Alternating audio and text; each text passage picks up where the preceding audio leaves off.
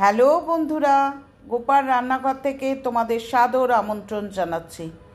বন্ধুরা, রোজ রোজ ব্রেকফাস্টে একরকম আইটেম তো ভালো লাগে না, তো সেই জন্যে সবসময় আমরা চিন্তায় পড়ে যাই, অর্থাৎ গৃহিণীরা চিন্তায় পড়ে যাই যে আজকে কি ব্রেকফাস্টে বানাবো। রুটি, লুচি, পরোটা, চিড়ের পোলাও এইসব খেতে খেতে তো একঘেয়ে হয়ে যায়। যারা ওটস খান তারা তো ওটসের বিভিন্ন রেসিপি খেতে খেতে প্রায় ক্লান্ত।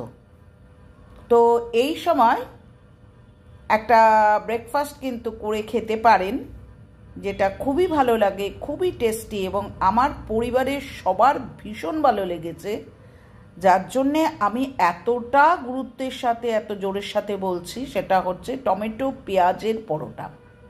টমেটো পেঁয়াজের পরোটা কড়াইতে একটু জল দিয়ে 3টে টমেটো আস্ত অবস্থায় সেদ্ধ বসিয়ে দিলাম। সেদ্ধ হয়ে যাওয়ার পর দেখবেন খোসাটা আপনা থেকেই ছেড়ে গেছে।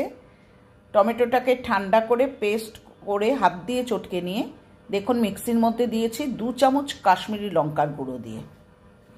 আটা ময়দা সমানভাবে নিয়েছি, 1 কাপ আটা 1 কাপ ময়দা। দেখুন নুন দিয়ে দিলাম। এরপর দিচ্ছি হচ্ছে সামান্য চিনি, 2-1 দানা চিনি। এরপর দেব হচ্ছে 1 পলা সাদা তেল বা রিফাইন অয়েল।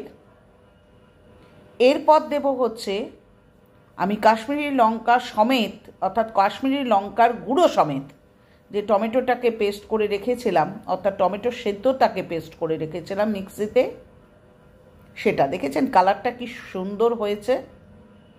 পেঁয়াজগুলোকে খুব ফাইনলি চপ করেছি, অত্যন্ত পাতলা পাতলা করে, যাতে বেলার সুবিধা হয়। কাঁচা পাকা লঙ্কার কুচি, লঙ্কাগুলোকেও খুব ফাইনলি চপ করেছি। ধনেপাতা তাকেও খুব ফাইনলি চপ করেছি। করে আমি গোটাটা এই টমেটোর রস দিয়েই কিন্তু মাখতে থাকবো। কারণ ধনেপাতাটা ধুয়েছি, সেখানে খানিকটা জল আছে, পেঁয়াজ কিছুটা জল রিলিজ করবে। নুন দিয়ে পেঁয়াজ বা ধনেপাতাকে যখনই আপনি দিচ্ছেন তখনই খানিকটা জল রিলিজ করবে। আর তাছাড়া তো টমেটোর যে পেস্টটা তার মধ্যে তো খানিকটা জল আছে। তো ওটা কিন্তু আমি জল দিয়ে পেস্ট করিনি, বারবারই বলছি। আচ্ছা, দেখুন ভালো করে মাখতে শুরু করেছি। আমার কিন্তু খুব একটা জলের অসুবিধা হচ্ছে না। যদি জলের অসুবিধাও হয়, মিক্সির যে জারটার মধ্যে আপনি পেস্টটা করেছেন তার মধ্যে অল্প সামান্য জল দিয়ে মিক্সির জারটা ভালো করে ধুয়ে এই ময়দার মধ্যে দিয়ে ভালো করে ময়দাটাকে মাখতে দেবেন। ঠিক আছে বন্ধুরা, ভালো করে যখন মাখা হয়ে যাবে, দেখুন একটা মাখার কিন্তু একটা তাল হয়েছে। এটাকে খানিকক্ষণ স্ট্যান্ডিং টাইম দেবেন, যাতে কিনা পেঁয়াজটা, লঙ্কা, ধনেপাতা সব নরম হয়ে যেন বেলাটা সুবিধা হয়। আদারওয়াইজ কিন্তু ফেটে ফেটে যাবে চারপাশ থেকে। আমার কিন্তু ফাটবে না বন্ধুরা, আমি দেখাচ্ছি।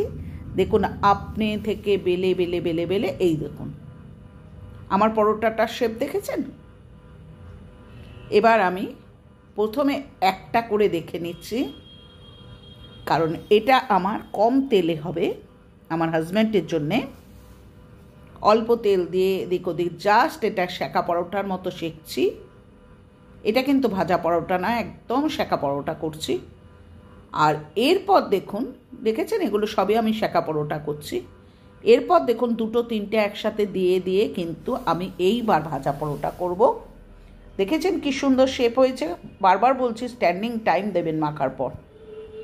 দেখেছেন ওপর থেকে সাদা তেল দিয়ে আমি ভালো করে এপিট ওপিট করে ভাজতে শুরু করলাম। দেখেছেন বন্ধুরা কি সুন্দর কালারটা হয়েছে, একদম রেড কালার, অপূর্ব দেখতে হয়েছে না? বারবার করে বলছি বেশ ভালো করে ঘুরিয়ে ঘুরিয়ে ঘুরিয়ে ঘুরিয়ে সাইডগুলো চেঞ্জ করে কিন্তু ভালো করে ভেজে নেবেন। এইভাবে আমি 2-3টে করে দিয়ে দিয়ে কিন্তু আমি পরোটাগুলোকে 2 পিঠই ভালো করে সেঁকে নিলাম। এবার দেখুন বন্ধুরা, এইভাবে পরোটাগুলো ভাজা হয়ে যাওয়ার পর আমি কিন্তু একটা ধনেপাতার চাটনি করব, অর্থাৎ টমেটোর পরোটার সাথে পরিবেশন করার জন্যে আমি একটা ধনেপাতার চাটনি করব। এই ধনেপাতার চাটনিটা আমি কিভাবে করব সেটাও আমি দেখিয়ে দিচ্ছি। প্রথমে আমি দেখুন পরোটাগুলোকে ভেজে নিয়েছি, হলো।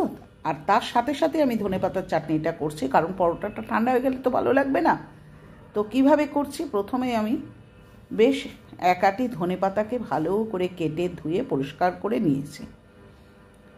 আর কি নিয়েছি, একটু তেঁতুল,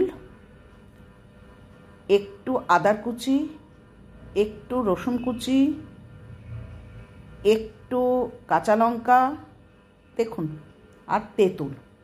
ধনেপাতা, রসুন, আদা, কাঁচা লঙ্কা এবং তেঁতুল, এর মধ্যে বিট নুন দিয়েছি, আর দিয়েছি হচ্ছে অল্প চিনি দিয়ে ভালো করে মিক্সিতে ঘুরিয়ে নেবেন। দেখেছেন, টমেটো সস, ধনেপাতার চাটনি এবং এই পেঁয়াজটা যেটা তৈরি করেছি সেই পেঁয়াজটাকেও কিন্তু একটু লঙ্কার গুঁড়ো, একটু লেবুর রস, একটু গোলমরিচের গুঁড়ো এবং একটু নুন দিয়ে পেঁয়াজটাকে কিন্তু ভালো করে মেখে নিয়েছি। হয়ে গেল, আমি পরিবেশন করে দিলাম টমেটো পেঁয়াজের পরোটা, যেটা কিনা ধনেপাতার চাটনি, টমেটো সস এবং পেঁয়াজ সহযোগে আমি পরিবেশন করছি। এইভাবে একবার করে খাবেন, দেখুন বাড়ির লোকরা কি বলে। আজকে আসি, পরের দিন ফিরবো আবার কোনো নতুন আইটেম নিয়ে। ভালো ভালো কমেন্টে ভরিয়ে তুলুন, চ্যানেলটা নতুন বন্ধুরা সাবস্ক্রাইব করুন। টাটা। পুরনো বন্ধুরা আবার বলছি, তোমাদের কাছে কৃতজ্ঞ সুন্দর সুন্দর কমেন্ট করার জন্যে। নতুন বন্ধুরা তোমরাও সেরকম সুন্দর সুন্দর কমেন্ট করো।